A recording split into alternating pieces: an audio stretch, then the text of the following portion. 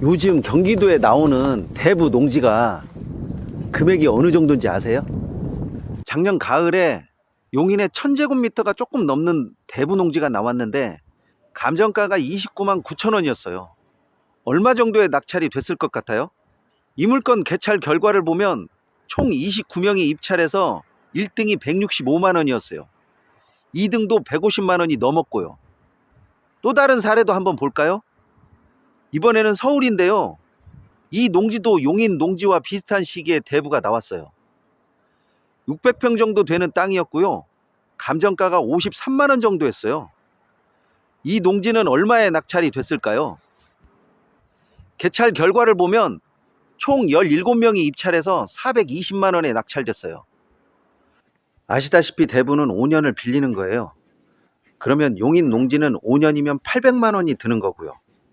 서울은 2100만 원을 내는 거예요. 그러면 빌리는 것이 나을까요? 아니면 사는 것이 더 나을까요?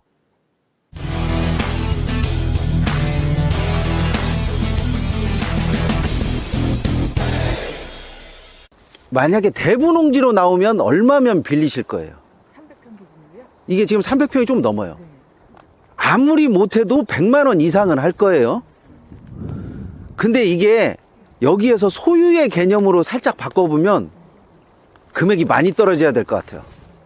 일단은 이 농지를 진입하기가 쉽지가 않다 보니까 가격이 더 떨어져야 되는 거고, 문제는 여기를 어떻게 진입할 수 있냐라는 거죠. 그리고 이 주변을 보시게 되면 정말로 이게 농사 여건이 조금 괜찮다라고 보세요?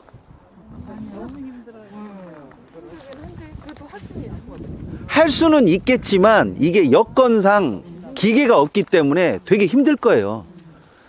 그리고 여기 주위에 산이 이렇게 있다 보니까 햇빛도 잘 안 들고, 그러면 여기에서는 단년생 작물을 심어서 뭔가를 할 수가 없기 때문에 천상 나무를 심는 것이 맞다라고 보여져요. 그리고 관리도 일단 쉽지가 않잖아요. 가장 핵심적인 것은 이 하천이 너무 커요. 하천이 만약에 좁다면 다리를 놓고 아니면 임시로 철판 다리를 몇 개 놓아서 건널 수가 있는데, 이 정도의 하천이면 굉장히 넓은 편에 속하기 때문에 항시 다리를 놓을 수 있는 그런 상황은 아닌 것 같아요. 그러면 이 하천을 건너려면 어떻게 해야 되나요? 다리를 만들어요. 몰라요. 아니면 돌다리를 놓는 방법도 있고 토간? 토간을 묻는 방법도 있죠. 근데 너무 커요. 근데 토간을 가로로 놓지 않고 세로로 놓고 위에 철판을 붙여서 건넌다라고 하면 그건 어느 정도 가능하지만, 그게 아니고 1년에 몇 번 안 온다라고 계산하면 그냥 도보로 해서 이 공장 쪽으로 진입하는 게 훨씬 더 나을 것 같아요.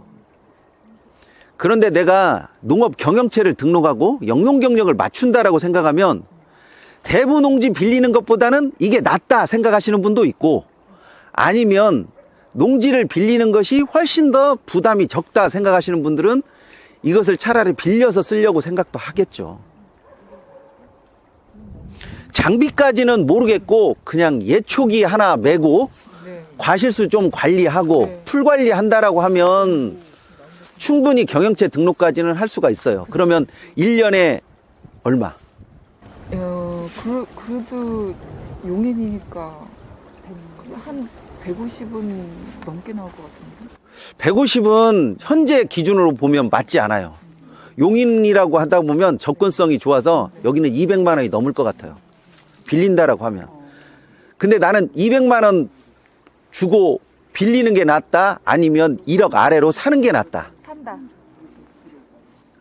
사서 그러면 만든다. 사면 또 무슨 문제가 있냐면, 만들어야지. 농지 연금까지 해서 던진다라고 하면 좋은데 그게 아니면 처분해야 되는데 과연 이 땅을 누가 살 거냐 이거죠. 처음에 말씀드렸듯이 이 다리를 그냥 나는 건너는 걸로만 하겠다라고 하면 진짜 100만 원 안쪽이고, 나는 도로 공사를 하겠다라고 하게 되면 몇 천만 원이 드는 것은 뭐 기본이겠죠. 근데 이게 그 정도의 값어치가 있냐고. 저는 없다고 봐요. 그래서 첫 번째는 진입의 문제인데 이 진입을 공장을 통해 가지고 1년에 서너 번만 온다라고 하면 맞는 거고, 여기에다가 다른 가치를 부여한다라고 하면 무조건 다리를 놔야 되는 거고, 딱 그 정도인 것 같아요. 근데 이제 이쪽 부분에 유실된 것은 어쩔 수 없다라고 하더지만 적어도 저 위에 있는 흙이 이쪽으로 밀려 내려올 것 같지는 않아요. 나무들이 다 붙어요. 자, 그래서 여러분들은 어느 정도면 여기에 입찰을 하실 것 같아요? 전 사람들은 7천만 원에 거래했어요. 그 아래. 이 물건 감정 금액은 1억이 훌쩍 넘어요. 지금 상태로 보면 오신 사람들의 반응을 보면 거의 5천 정도나 5천 아래인데, 신나네요. 만약에 이거 잘못해가지고 1억 이상을 보신 분들이 네, 안 돼. 현장 안 보고 입찰하면 저는 무조건 미납이라고 봐요. 근데 여기에서 이 땅을 입찰하시는 분들은 거의 다 농업 경영체에 등록하고 영농 경력을 생각을 하고 입찰하기 때문에 공시지가 아래 정도면 충분히 메리트가 있다. 농지의 가치가 있다라고 봅니다. 물론 지금 보여지기에는 심란하죠. 막 나무 가로로 누워 있고 하천 깡깡 얼어 있고, 이 정도 하천이면 뭐 만약에 물 많이 있으면 수영도 해도 되겠네. 그러니까 현장이 이만큼 무서워요. 네. 이거를 현장을 보지 않고 뭐 그러면 7천에 샀었으니까 뭐 1억에 감정가가 얼마가 됐는데도 이 정도 가격에 안 사면 안 사는 이유가 있는 건데, 현장을 보지 않고 얘기하니까 자꾸 그 기준 가치가 높아지는 거죠. 근데 막상 현장에 딱 들어오면 안 좋은 것만 보이잖아요. 네. 근데 저는 용인의 특성상 여기 5천만 원 밑으로 떨어질 것 같지는 않아요. 예, 말 그대로 진짜 그래도 용인인데라고 하는 그 사실이고, 만약에 저쪽 공장과 협의가 잘 돼서 내가 여기 진입하는 것을 좀 원활하게 한다라고 하면 그때부터는 가격이 조금 달라질 것 같아요.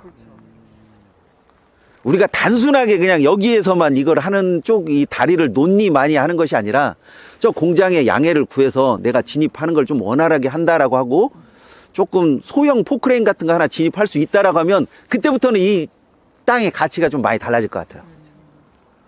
우리가 꼭 이쪽으로만 간다라고 생각을 하는데 좀 이쪽으로 가도 되잖아요. 그러니까 여기서 뭘 심어도 상관은 없는데 돈을 만든다, 아니면 뭐 수확을 한다, 뭐 이런 개념은 절대 가지면 안 돼. 그냥 나는 뭘 심었다, 뭐 이런 그런 개념이지. 예, 두릅은 좀 괜찮겠네요. 좀 가시 같은 게 있어가지고. 근데 산짐승이 있어가지고 여기는 쉽지 않을 것 같아요. 중장비 조그만한 소형 포크레인이나 뭐 이런 것이 좀 들어온다라고 하면 나무 같은 건 좀 치우고, 땅은 관리가 원래가 돼 있었던 데라 조금 관리만 하면 5천만 원 정도면 저는 좀 생각을 해보겠습니다. 그리고 내가 들어간 비용 빼고 한 1,000만 원 정도만 남기고 내가 처분한다라고 하면 저는 한번 해볼 생각이 있어요. 조금 이 하천에다가 돈을 더 들인다라고 생각하면 토관을 한 3개나 4개 정도 해가지고 진짜 다리다운 다리를 만드는 방법이 있을 수도 있지만, 그렇게 되면 저쪽에 또 허가를 받아야 되거든. 저기에서 폐수가 나오는. 아니요, 저쪽 농원 쪽에서 이쪽으로 진입하는 쪽으로 해서 이렇게 넘어야지 저쪽에서 바로 넘을 수가 없잖아요. 그러니까 그럴 바에는 차라리 여기는 그냥 가만히 놔두고 오로지 공장의 허가만 받는 것이 훨씬 더 낫죠.